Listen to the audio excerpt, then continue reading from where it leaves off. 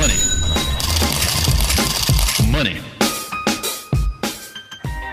This financial week, the markets were primarily focused on the latest batch of employment data while also keeping an eye out for other piece of economic news that either raised or lowered expectations for the first interest rate hike by the Federal Reserve in over 9 years. The ADP employment number for July was reported at 185,000, which was less than the consensus forecast of 210,000. Plus, June's employment number was lowered by 8,000 to 229,000 from the 237,000 originally reported.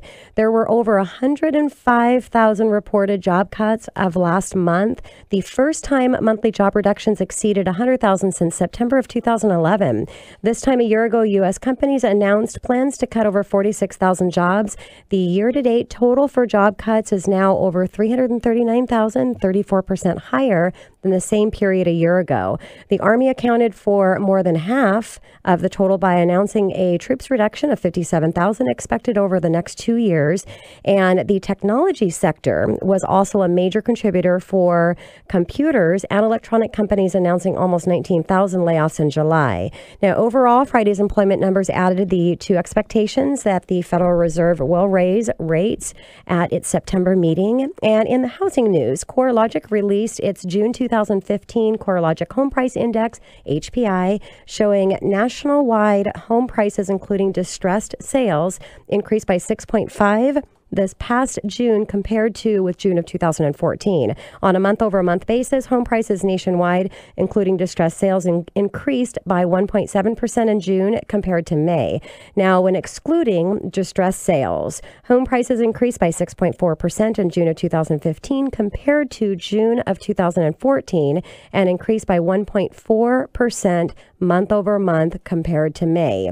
Now, the president of CEO of CoreLogic had this to say about the price appreciation. The current cycle of home price appreciation is closing in on its fourth year with no apparent end in sight. Pin-up by demands of affordability together with the higher consumer confidence are fueling a 6.5% jump in home prices through June, with more increases likely to come. So moreover, the Mortgage Bankers Association released the Mortgage Association data for week ending July 31st, 2015. Overall, the index increased 4.7%. The refinance index increased 6%.